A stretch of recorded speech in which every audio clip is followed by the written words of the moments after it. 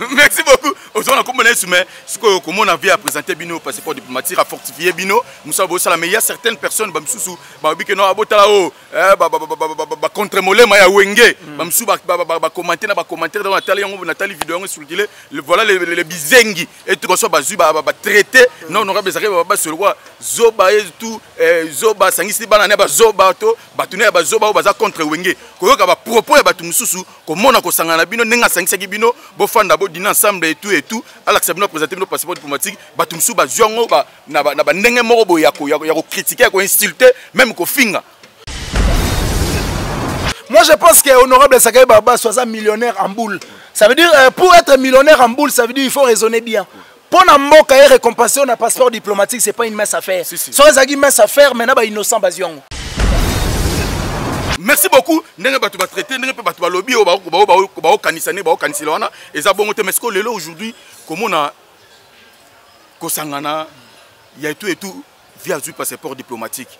Pourquoi pas JBT ou raté, baza bateau, ba marquer histoire, c'est-à-dire Wengeza et Bexebiso parce que biso za génération Wenge. Le comme on a wera JB ba bateau pena, il fallait chef de l'état pas récompenser bango na op ba sali na musique à Congo, na ndenge ba memi vague moko boye, mais pourquoi bango ba zuité? Oui, honorable Sakaye Baba c'est l'homme de la culture, aza mutope a tebar li kolo na côté tali presse ya mboka na biso, a muto faut vraiment za la pena honorer, a muto azala vraiment honorer dès son vivant.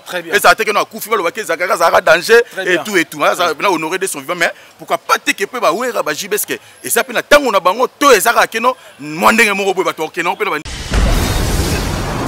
Bon, petit exemple, moi je dirais na place où on a chaque chose à son temps.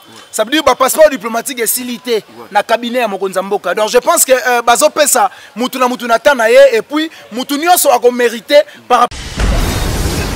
Je pense que bapesi honorable Sakaye Baba ndeyo moko tsolo ba awa toza sans ignorer ya koyeba que honorable Sakaye Baba c'est une icône de la culture. Bon, moi je pense que Ken Piana c'est un bésiste. Ken aza bésiste, Ken aza muta pese lengi. Allez la bisengo. Donc Ken Piana lingara place à Zali, ba comprendre que Ken Piana moko Zali. Mais na ndenge ya mabete, ça veut dire asala rango pona kotika apprenti na ye. Que bogo vendre te bo solaga sérieux. Tant que nga Ken Piana makize menazali muta bouleverser atam sou batu boule. Donc je pense que Ken Piana tuna ki yango na jar mo boye kaka ya scénario to se kaka to se défouler na sens mo normal. Mais moi je pense batu nyoso ba yebi ke muta mema ki sinjora muta liboso na poto héritier Watanabe.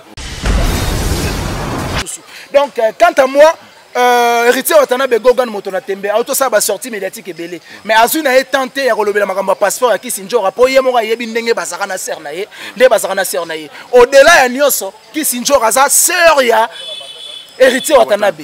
Donc, les gars, baloba français, baloba, les linges sales, c'est là en famille. Totika, linge sale et se laver en famille. Au lieu de spéculer un message, on créer mutu moro héritier Watanabe na Kisinjora, alors que Kisinjora reconnaît que le lot ponamo na photo c'était grâce à héritier Watanabe. Mais c'est ceci, il peut comprendre que non, passeport wana, c'est important te pas attention ba pesi yango, an esika te pas que nango singi lango visa, mais faut senga siko, faut pas comme appelle lettre ordre de mission ou ta entreprise, mais une entreprise on a zali sous-souté. C'est-à-dire dans ce cas, azo mérité peut-être ko zo yango. Mais moi je pense que Kisinjora azagi coaché na bato basape plus intelligent tam soupe keye ba yebisi que ne faut pas que le Congo parce que ça non important pour voyager au sein à lettre moko boye et où ta place mon ndenge yo expliquer et on comprendre ce que ça non important et ça bato ba linga héritier Watanabe te ne ba yaki ko kota tam so intox c'est pas Kisinjora pour créer makambo. Mais moi je te dirais Kisinjora respecte trop héritier Watanabe, Kisinjora a beaucoup d'estime na héritier Watanabe, Kisinjora a beaucoup de respect na héritier Watanabe parce que héritier Watanabe a salé makambo pour dire la vérité. Donc ça veut dire que Kisinjora c'est ma maman, Nazarane Ernioso comme Maniké c'est ma maman aussi. Donc je pense que Kisinjora a un bon souvenir héritier Watanabe. Après ça chance il y a comme makambo tamzu ezagi ref naï. Lelo comme on a évolution ya makambo ndenge za kokende. Papa na biso aleki papa na bango. Koto kuna babi papa na bango aleki ka papa na biso na koyiba.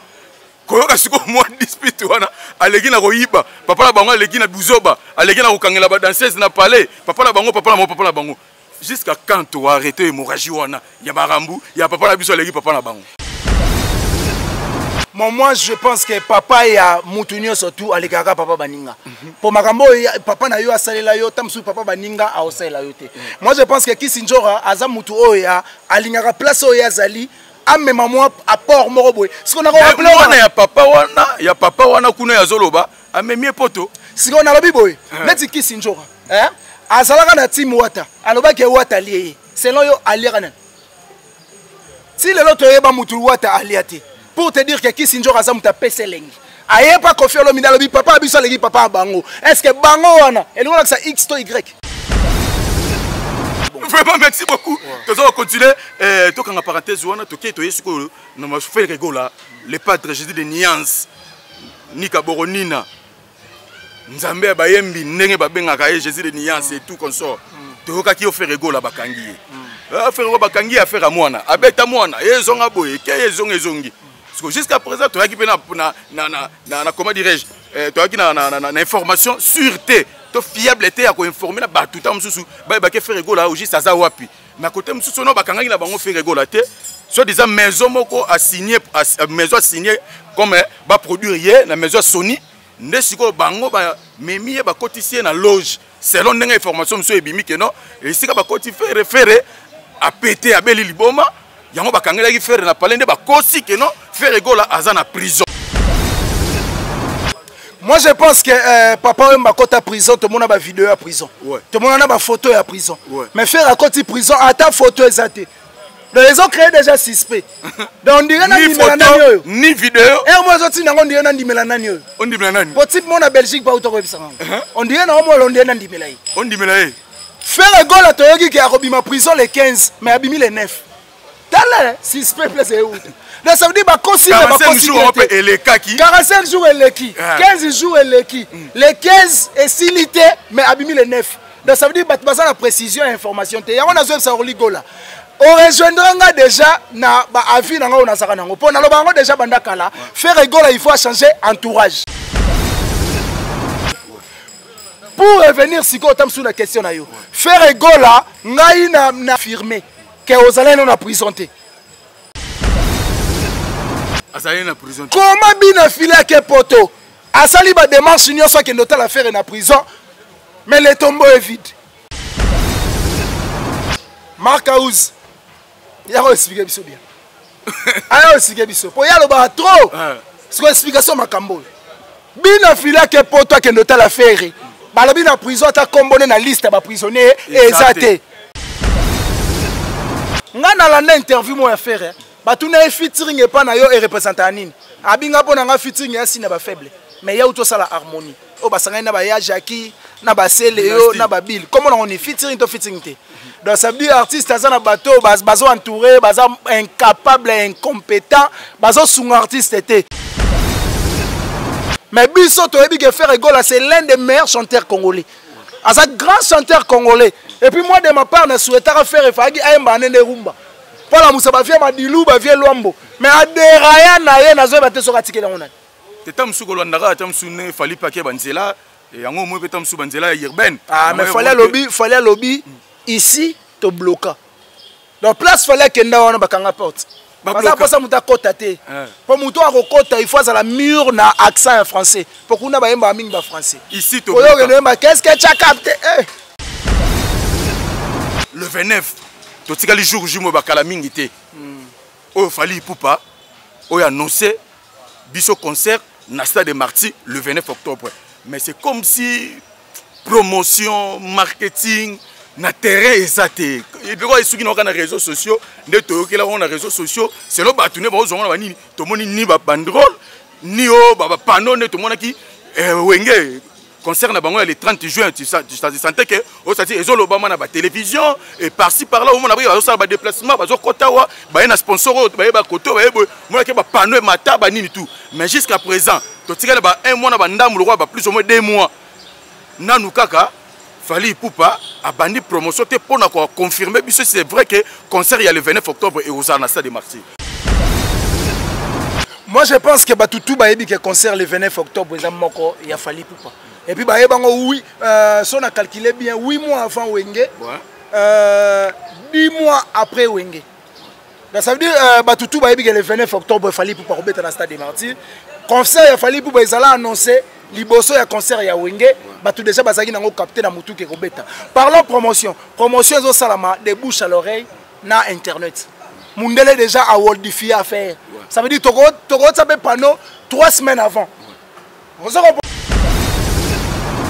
Mais côté Msouma Kaouza lobi que non ceux qui concert wana et betami et que batu ba koti a omidembi ga mutakala otika la mutakala. Sokoyoka ba propos il fallait ba ça bazwa terre au concentré ko ça la promotion ya dynastie na bango ba yeba était santé to était santé ya leader na bango te mais bango ba saka wana pona ko insulter ko tala liste pas ya fali ya lobi que ceux qui fallait poupa et qui a beti concert wana atondisi yé a omidembi ga mutakala. Et moi, de ma part, Marc Aouz, que ton âme repose en paix, parce que le jour où on a Koufa déjà. Aza déjà Ebembe. Ça veut dire que ton âme repose en paix. Et puis, deuxièmement, on comprend que yo tendo beta no disque. Pour moi, on n'a jamais soda qui n'a guerre sans Munduki. Mais Marc Aouz a un TV sans guitare. Ok, il faut relaxer biso biloko o uto beta na dynastie. Rien, yo ya koloba. Donc relaxer ka gamuta beta disque wana eza Olivier Chimanga.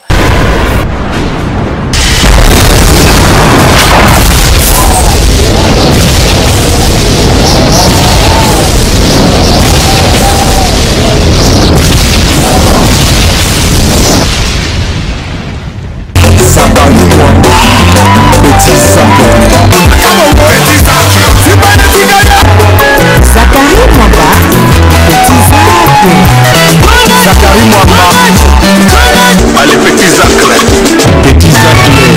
Petits acles, maman.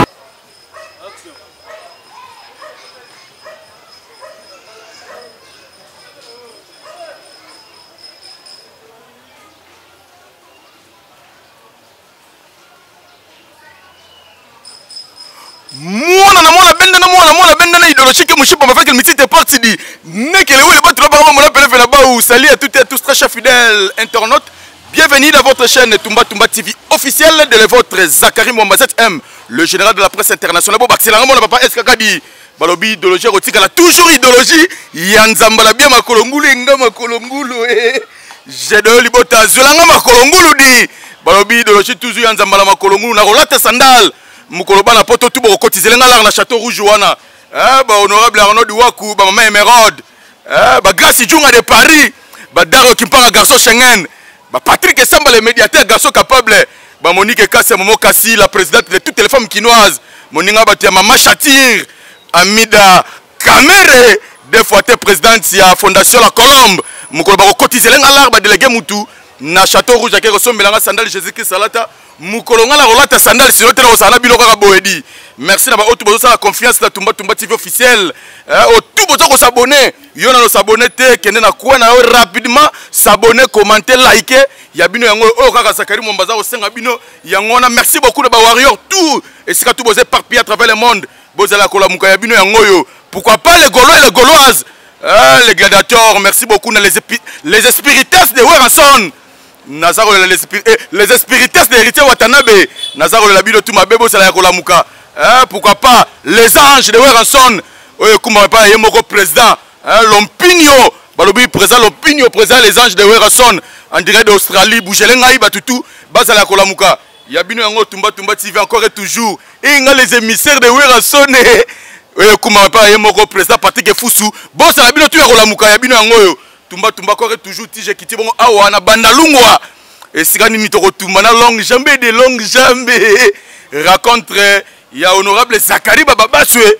na ba petit na yetu malgré ngai na Benjamin na to aki absent to zala ki invité te pour peut-être am to zala ki important te to zala yango to zala ki invité te ba longue jambe zala ki wana ba manike de John ba Kisinjora ba Ken Mpiana ba Peggy Tsasa ba Pacho RFI bazala ki wana be biso na Benjamin na to ala gité pourquoi to ala gité to éviter pourquoi fia benga biso te c'est-à-dire to solo lango pe to solo la annulation ya conférence de presse il a fait rigoler le padre Jésus de Niance ni Kaboroni na moto ya Yambo o rataki fallait ça le mal 15 mais rataki pourquoi rataki est-ce que fait rigoler c'est vrai que bakanga qui est to et comme sous Rimer au nom maison Sony o ya signa contrat pour l'album Dynastie ba memie na loge moko faire abela ki liboma est-ce que vrai Torotumba Alelo, Natish, merci beaucoup na Batutu. Bon séjour à Kinshasa, na boss de boss Yannick Ni à Rombox. Balobi Yannick Ni à Rombox, l'homme qui détient les drapeaux. Yasuda Fouala, bon séjour à Kinshasa, merci. Na Trezege Mouzala les demi-dieux. Balobi Trezege Mouzala les demi-dieux Nazaro le loma bengaye Kachomongo, directeur à cabinet partout Chinemu ya ba partout contrôler ma solo, car on a contrôler merci. Na boss de boss c'est Pablo Kini, le grand déclarant. Pablo Kini dispensante, les grands déclarants, le seul Elni qui déclarant à Fandissima Solo au gouvernement ngolais sali confiance. Yo a 1000 conteneurs, 500 conteneurs et il par Luanda contacté Pablo Kini, l'homme le plus sérieux plus que le mot sérieux elle-même. Merci pour la confiance, merci na sénateur Yanzambe pourquoi pas fonder Pipi de Lion. Oh besoin toujours wana au fouet moula pour soutenir ngai. Ba tout ba soutenir ngai, merci beaucoup na bino tout. Grand frère propre Miguel Nenga leader italien. Miguel Nenga leader italien pièce contre pièce. Ola Tito vérifié, merci Nadani Dende. Le Real de Madrid. Pourquoi pas l'architecte très intelligent. Simeon Moussindondo. Mundondo Yaba Simeon, merci beaucoup na Eva Tumbaka Lombo. Vraiment, outre ça, c'est jour on a vu professeur Kinshasa. Déjà des retours na quand à Verse wana. Bon retour en Verse. Eva Tumba, merci déjà longue jambe. Tant à ça Rokota déjà. Binotou, ma bourre, c'est la licole, une longue jambe. Des longues jambes. Des longues jambes. Zagaï Mwamba. Bonne santé. Ouais, ça va par la grâce de Dieu. Ça va aussi, n'a pas abonné tout. Il y a Tumba TV. Pour ça, il y a Tumba. Ouais. Donc, je pense que le gars qui toko. Pour un il y a Tumba. Donc, bateau balinga biloko bagria. Beaucoup de déjà na banda kou. Faut la rabachombo machine. Faut ma Toye. Donc, plaisir, ma casse. Et puis, merci. N'a pas tout. On va soutenir des longues jambes de près ou de loin. À commencer par Yagoroti Louvoiseau. Mami, maman Neglon depuis l'Allemagne. Et puis, merci beaucoup. Naya Willy Moucheni, véritable code. Alors ces journées na Paris na minutes et puis merci na bébé Chico mannequin à Château Rouge, merci beaucoup na boutique d'habillement MHLMB na Sundi wana MHLMB na Sundi et mini market to kenda repé formé on est ça la bien et puis bout resto bar et on a venu Londa là en face à Stade des Martyrs pour taper une victoire to ya wana to damara et surtout tous les diasporés au ça la bien. Gentil ka songo bourgeois et ngaye ex no commet espace de gentillesse na Gitambo badjika tout ya rato bayewana et puis merci na meta tout ba mutandu de l'X depuis Congo Metal, merci aussi na Guilherme Régie Congo Metal Matadi et ngaye na Fandi Sasko l'honorable Zachary Bababaso et Ushi à Mozalisi joueur ya kicker idéologiste bouliste sentimentaliste raisonniste millionnaire en boule honorable Zachary Bababaso les millionnaires en boule. Afese bambote poto la na Pullman na ebisa o engaye pizza ya Pullman engaye. Kumo na ebisa netika na château. Danger. Na château, netika na château. Netika na château. Ko na ta Pullman. Na kata Pullman. Na honorable Sakai Baba se Mozalisi. Pizza ya Pullman. Yo so ya pizza Pullman. Danger. Oya ko la rason na bumbu so na Selema odi. Tika mobo ya cité. Ngana lesko na Pullman. Na honorable Sakai Baba se na poto ya tonga. Millionnaire en boule. Vraiment, merci beaucoup, merci. Na boss de boss, Balobi, Mohamed Moleka, le seigneur de la ville, Mohamed Moleka. Là, on repose le cœur de Charité Moleka. Moi, ça. Papa n'a battu Elisabeth, Alvin, Moleka. Vraiment, merci, Nabino Toubo, ça, la confiance. Et puis, le boss Dani Den de Real de Madrid. Toujours le Real de Madrid. L'homme qui arrête le temps. Défouetté. Dani Den de Real de Madrid. Alors, vous avez le temps. Vous avez na bokota poto mbongo na soki les gars belé na sisa nanu bobi kota boyo belisaka mutu ondire nani vraiment mais ce qu'on raconte nous il y a honorable Sakari Baba soit bengisi ba petio yaye na Pullman bit ya raconte les agi nini. Bon, quant à moi, je dirais déjà merci à l'honorable Zakaï Barabas et surtout l'invitation et puis de m'avoir considéré parmi la délégation Bayakiwana. Merci na batutu ba répondaki présent. L'invitation honorable Zakaï Barabas et Pegin Chassa Kumundila. Na PC Bambote, Pachore Fimon na Mutegeta, Ken Piana Magizembe, Mbuta Dika Souvien Mbuta et puis merci na Maniké de John, la reine de l'internet, c'est qui Sinjora leader américain. De longues jambes et puis Missalanga Valdi Tamboto Zalaïwana, ça s'est bien passé. Na autour il y a piscine, il y a Pullman. Bit il raconte précisément via Ebsagi Bisote, mais quand à Moutouna Moutounet, c'est moi de ma part, n'a pas raconte il y a vieux à l'Axabiso passeport diplomatique. Pourquoi l'Axabiso passeport diplomatique? Pour fortifier Biso na Moussala Otosalaka. Nous sommes sans ignorer, il y a Royeba Kebatebele, il y aura Moussala Otosalaka. Kebosala Moussala Moga Makelele, Yagolobagaga, or que Moussala Otosalaka, Bazola Rangombe passeport diplomatique. C'est pour cela honorable Zakaï Baba Sabenga Biso Biso Boso Moussala on a plus de précision. Pourquoi pas Pengana Vananda Kulobi Penamoni de longues jambes vol mort chef de l'État? pour musala o epesa ka opportunité wana donc ça veut dire que Vieux Zakari Baba c'est honorable abengaki biso pour alakisa biso valeur ya musala to salaka valeur ya makambo to salaka ça veut dire koloba o ekendaka 20 ekendaka tina suka c'est pour cela to salaki wana honorable Zakari Baba c'est pour ma première fois na longo na chapeau c'est pour ma première fois de ma vie na mon passeport diplomatique en exclusivité et puis balaksinga ngo na Pullman donc balaksinga passeport diplomatique pour ezaka lix na place ya lix et puis après yango na lié pizza ya Pullman donc ça veut dire que honorable Zakari Baba merci beaucoup de m'avoir décomplexé na makambo batumsu balobaka passeport diplomatique non bamona ngote mais nga na âge na nga o na moni passeport diplomatique donc passeport au maître Kim Sazwa o Dadjwa Zwa o Kofi Olomide Zwa passeport o Dadjwa Zaranango passeport o Kofi Olomide Zaranango passeport o héritier Watana Bazaranango comme ambassadeur culturel nga ce qu'on a mona ki ngo pas honorable Zakari Baba en exclusivité ya rouge na webena i passeport ngo ya kaboy na simbi ngo na bi nga pe na ozongo na kombo na Yesu merci beaucoup ozongo na kombo na Yesu mais ce que comment on a à présenter bino passeport diplomatique à fortifier bino musa bo sala mais il y a certaines personnes ba msusu ba bi que no abotala o ba contre molema ya wenge ba msusu ba commenter na ba commentaire dans Nathalie yango Nathalie vidéo yango circuler voilà les bizengi et tout ça ba zu ba traiter non honorable Zakari Baba sur roi zoba et tout zoba sangisi bana ne ba zoba to batune ba zoba o baza contre wenge koyoka ba propos ya batu msusu ko mona ko sangana bino nenga sangisa ki bino bo fanda bo dina ensemble et tout alors que bino présenter nos passeports diplomatiques batumsu ba zongo ba na ba ndenge moko bo ya ko critiquer ko insulter même ko finga. Moi je pense que honorable Zakari Baba soit millionnaire en boule. Ça veut dire pour être millionnaire en boule, ça veut dire il faut raisonner bien.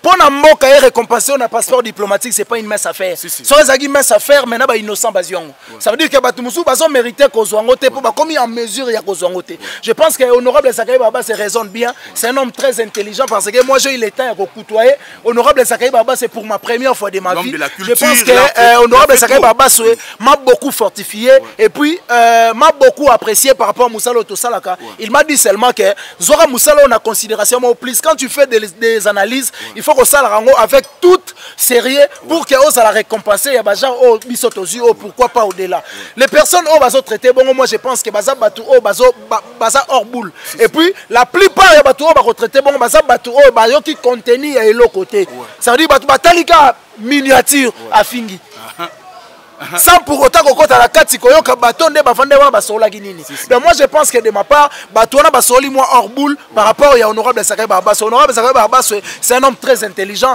qui est un homme qui raisonne bien. Je pense que honorable Zakari Baba a ben biso rencontre moi intellectuel et puis elle est qui avec beaucoup d'intellectualisme donc je pense que batu baza na place au bako traiter honorable Zakari Baba de ndenge oyo lobio. Merci beaucoup ndenge batu ba traiter ndenge pe batu ba lobby o ba kanisane ba kanisila wana eza bon mais ce que lelo aujourd'hui comment on a kosangana il y a tout et tout via du passeport diplomatique pourquoi pas JBT ou raté baza bato yo ba marquer histoire c'est-à-dire wenge eza et bercer biso parce que biso za génération wenge lelo comment on ba wera JB ba bato pena il fallait chef de l'état pas récompenser bango na op ba sali na musique à Congo na ndenge ba memi vague moko boye mais pourquoi bango ba zuité oui honorable Zakari Baba c'est l'homme de la culture aza muto pe atie bar likolo na côté tali presse ya mboka na biso a muto faut vraiment za la pena honorer a muto za vraiment honorer dès son vivant et ça a été que na kufi ba lo ba ke Zakari za danger et tout za la pena honorer dès son vivant mais pourquoi pas te que pe ba wera ba jibeske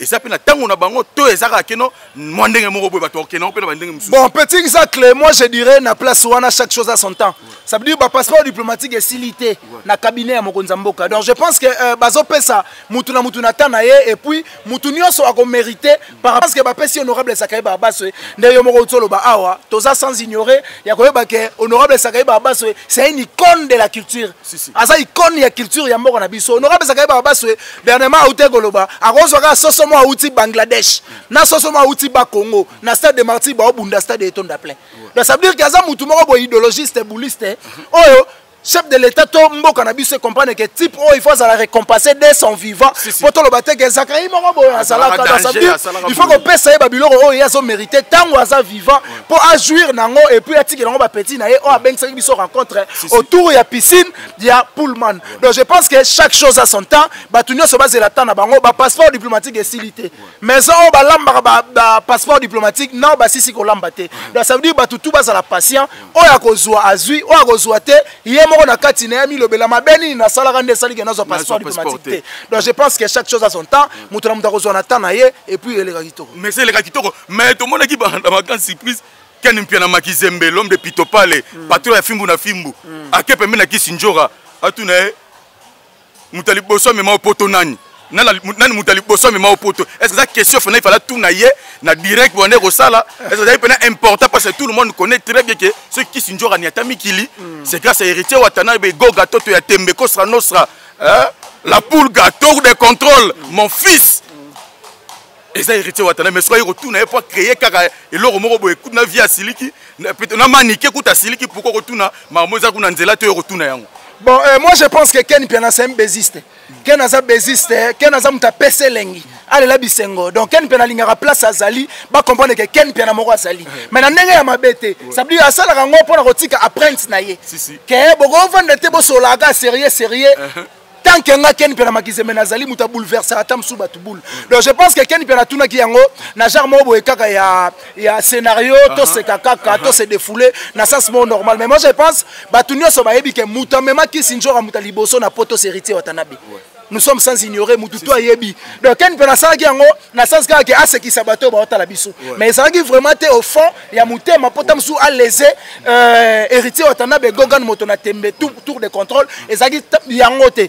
Donc bit ya place auto ela wana ça qui ndena expliquer yo honorable Saye Baba a présenté biso passeport diplomatique na ye pour fortifier biso na musala auto sala et puis Ken Mpiana kotisa ke loko wana en tant que bésiste en tant que mutu ba bengaka alela bisengo Ken Mpiana lingaka bisengo tellement trop yango lingaka kotisa sengo na scénario talaka to olia pizza mais to sekate senga esko olia pizza na pullman o s'équiper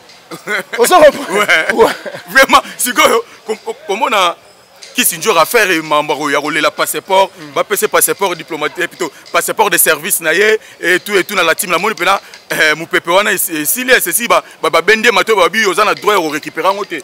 Bon, moi je pense que passeport diplomatique ya Kisinjora et passeport de service. Voilà ça passeport de service. Passeport de service ou passeport de service te passeport ya mutu so ça déjà na elongi ya mutu. Ça n'a rien à voir mutu a garder ngo po mutu musu a voyager na ngote. Pour ça, la combo ba identité ya mutu mususu.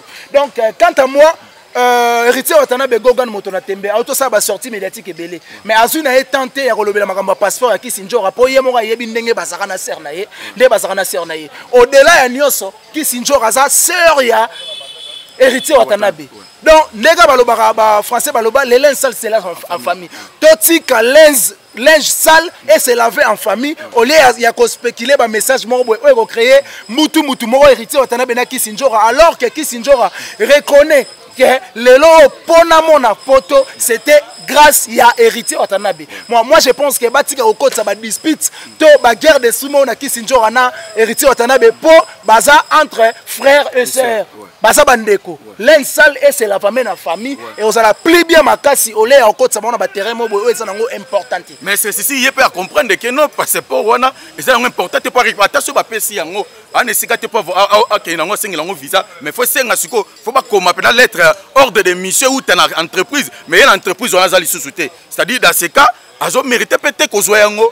Mais moi je pense que Kisinjora azagi coaché na bato baza pe plus intelligent tam soupe que ye ba yebisi que ne faut pas kolandela le Congo parce que ça nango important pour voyager ko senga lettre moko boye et ou ta place mondenge yo expliquer yango comprendre ce que ça nango important et ça bato ba lingaka héritier Watanabe te ne ba yaki ko kotsa tam so intox c'est pas Kisinjora pour créer makambo. Mais moi je te dirais Kisinjora respecte trop héritier Watanabe. Kisinjora a beaucoup d'estime na héritier Watanabe. Kisinjora a beaucoup de respect na héritier Watanabe parce que héritier Watanabe a saleli makambo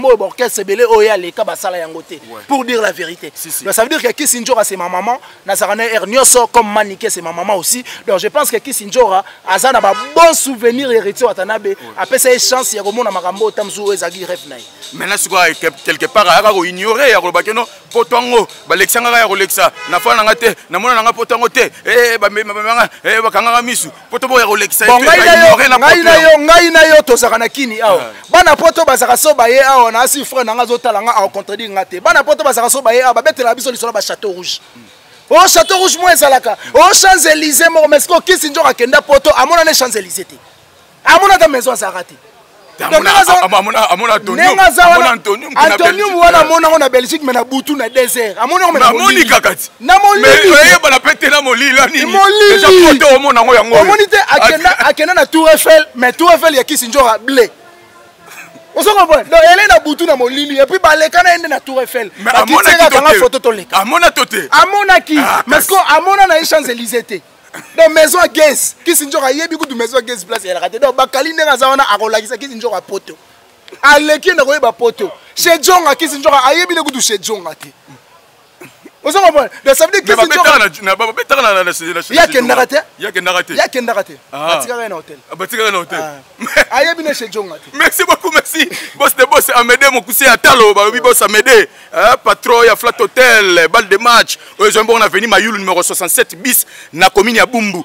Maison Africa Sosola, sika bateka bilokos, babiloko ya construction. Et aujourd'hui on a venu Mayulu croisement à Sosa. Ceux qui toquent bon la commune ya Matete na quartier Baumbu. Au na pharmacie qui mbangu ezawana pona bana Matete nyonso, bana kisenso wana posa kosomba kisi na prix ya muke, boya wana na côté ya boulangerie Noël, pharmacie qui mbangu ezawana bola, contrôler toujours ma solo. Merci beaucoup. Boss Amédée, tout ça on continue longue jambe. Lelo comment on a évolution ya makamune ngeza kokende. Papa na biso leki papa na bango. Kote kuna babi papa na bango leki ka papa na biso na koyiba. Koyoka siko mwa dispute wana aleki na koyiba. Papa na bango aleki na buzoba, aleki na kokangela ba danseuse na palais. Papa na bango papa na bango. Jusqu'à quand tu vas arrêter l'hémorragie wana ya barambu ya papa na biso leki papa na bango. Moi je pense que papa ya mutunyo surtout alikaka papa baninga. Pour makambo papa na yo asalela yo tamsu papa baninga a osalela yo te. Moi je pense que Kisinjora aza mutu oya alingaka place oya zali amema moi apport moko boy. Ce qu'on a rappelé wana ya papa wana kuna ya zoloba amemie poto. Ce qu'on a lobi boy. Neti Kisinjora. Azalaka na team wata. Aloba ke wata lié. Selon yo aliana. Si le loto yeba mutu wata aliate. Pour te dire que Kisinjora aza muta peselengi. Aye pas confier le midalo bi papa biso legi papa bango. Est-ce que bango wana et nous ça X to Y. Ça veut dire que tu vas répondre na question te, va répondre na réponse. De battu ni question, yo pas ni question. Or que question yango batuna ki eza nango destiné te na X to Y pour balobaka watalié. Si le longa na yo mutu watalia to yebite. Ngamo na zakana Kisinjora na tuna watalia nani oh na yebi nanga te. Oh, so olobango po ni onga za mutapese lengi. Ayesu o papa biso legi papa bino. Donc papa na bango confier mide. Alegi papa bino. Bino ngo tozo bateza X to Y. Parce que yo goya ko répondre na eloko o balobi na yo te ndenge nini. Yango ba odile banzaka R moko au départ faut batika bombe. Il faut batika bakuiti. Basomela ba bombe. Amelaka ba drink. Odile manzaka. Moi je suis à na bar depuis 20h 6h. Oza sûr que ako mela drink te. Ah, ya mela masangate. Amela masangate. Ninga ebisa.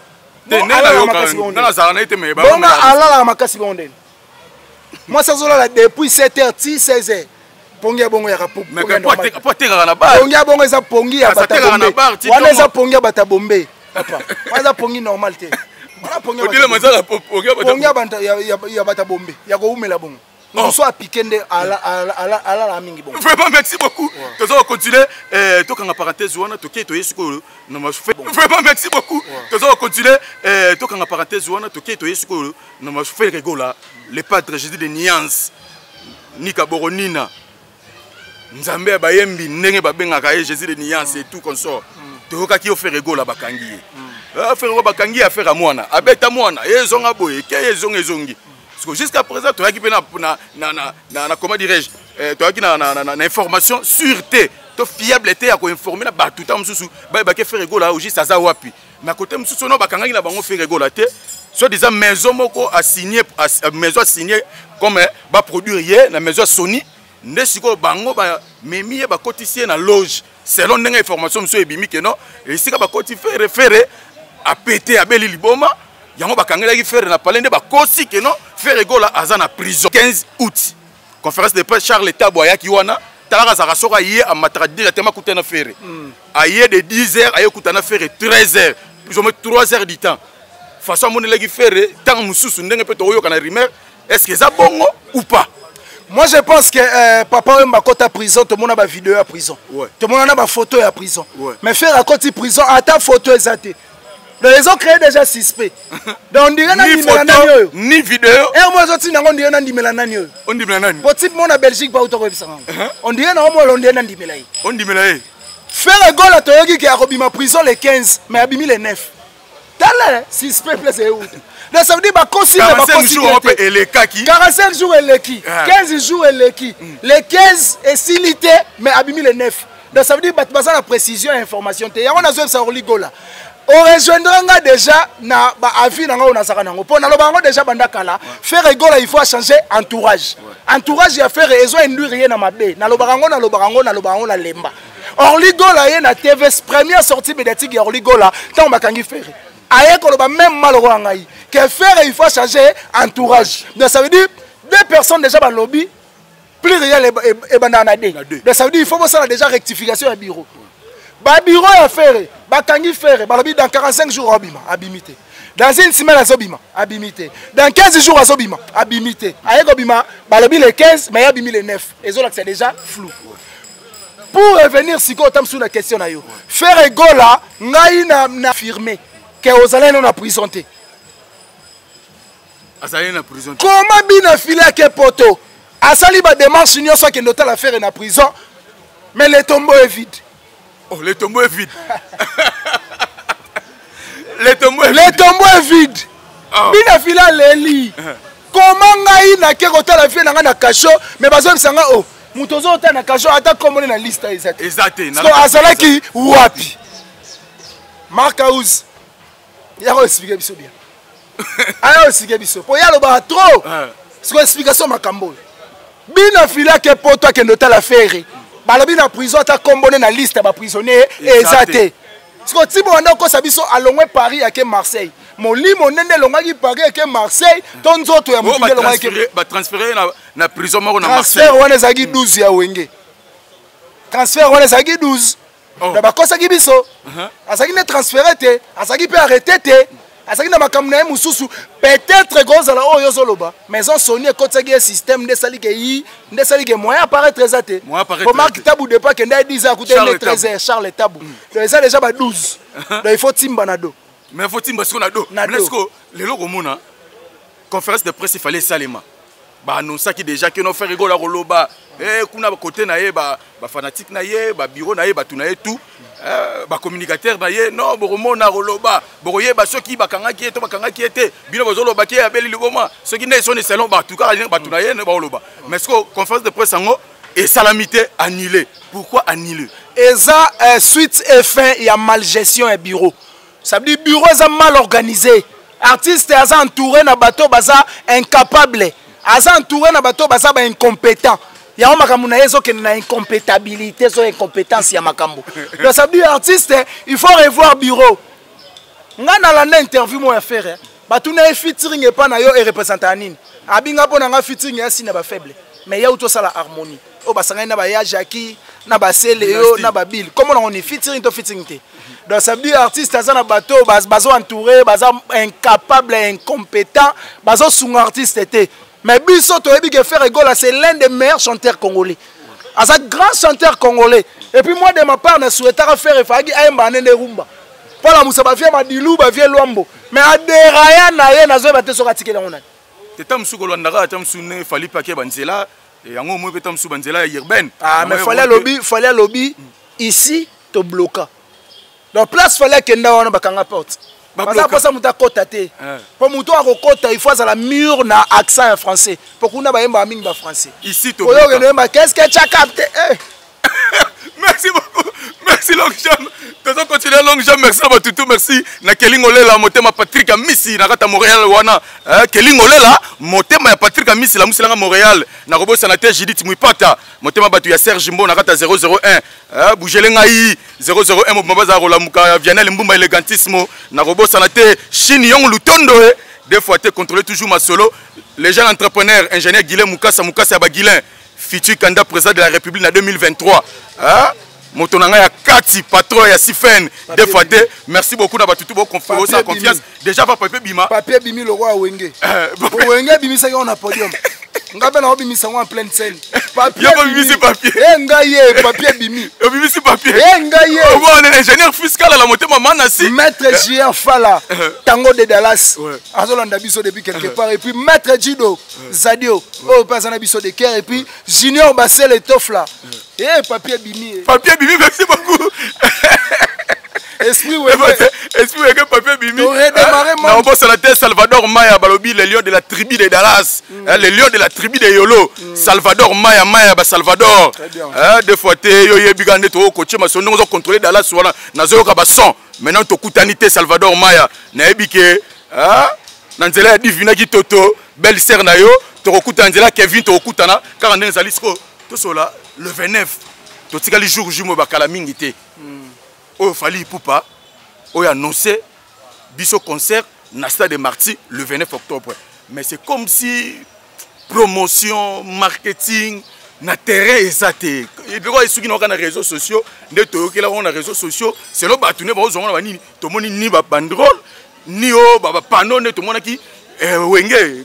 Concert na bango le 30 juin tu sentais que au ça ils ont l'Obama na ba télévision et par-ci par-là on a pris ça ba déplacement ba zo kotawa ba na sponsor ba koto ba moi ke ba panneau mata ba nini tout mais jusqu'à présent to tika ba un mois na ba ndam le roi ba plus ou moins 2 mois nanu kaka Fally Poupa a bandi promotion te pour confirmer biso c'est vrai que concert il y a le 29 octobre et aux Stade des Martyrs. Moi je pense que Batutu ba yebi que concert le 29 octobre ils moko il y a Fally Poupa. Et puis, oui, si on a calculé bien, 8 mois avant Wenge, 10 mois après Wenge. Donc, ça veut dire que le 29 octobre, il fallait pour remettre dans le Stade des Martyrs. Concert, il fallait pour annoncer, Liboso, il y a concert, il y a Wenge. Tout déjà, il y a capté dans Moutou qui est parlons promotion. Promotion, c'est des bouches à l'oreille, na Internet. Mundele déjà a worldifié à faire. Ça veut dire que tu as un panneau 3 semaines avant. Vous avez dépense, il y a producteur qu'on a gagné, mais gagné plus. Vous comprenez? Donc ça veut dire que le 29 octobre, Batutu a déjà capté, Batutu Bayebi, que le 29 octobre, dans le Stade des Martyrs, concert Moro, alors on a Fally Poupa aigle. Et puis Fally Poupa, dernièrement, il fallait sa peuple congolais. Il sera bandi banda 3 chemins. S'il a bloqué, tant qu'on est sous quartier latin. Donc ça veut dire que Batubagolia Biloko, pas seulement bio. De bakolia na bandunda matembele ba pondu après ba yexko kolia pizza bloqué.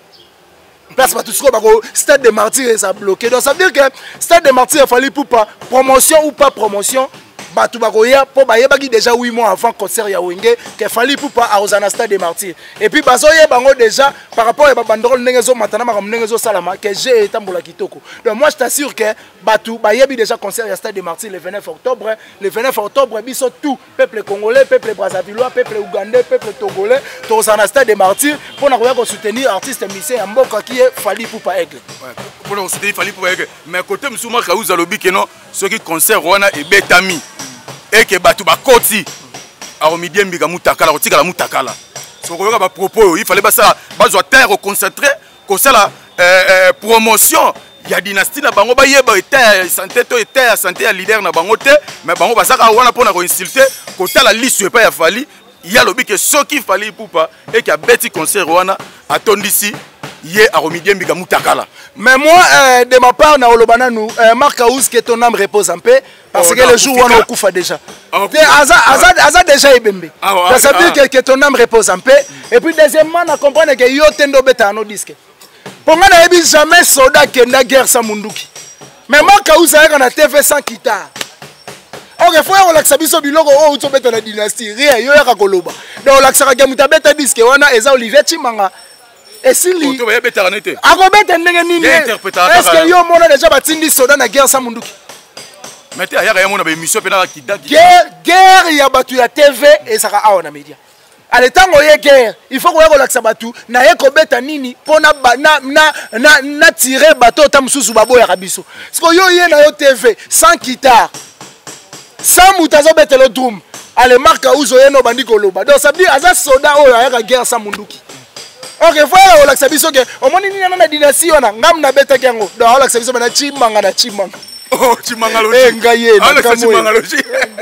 Merci beaucoup Longchamp. Ton na so possible na suka ya rochité na habité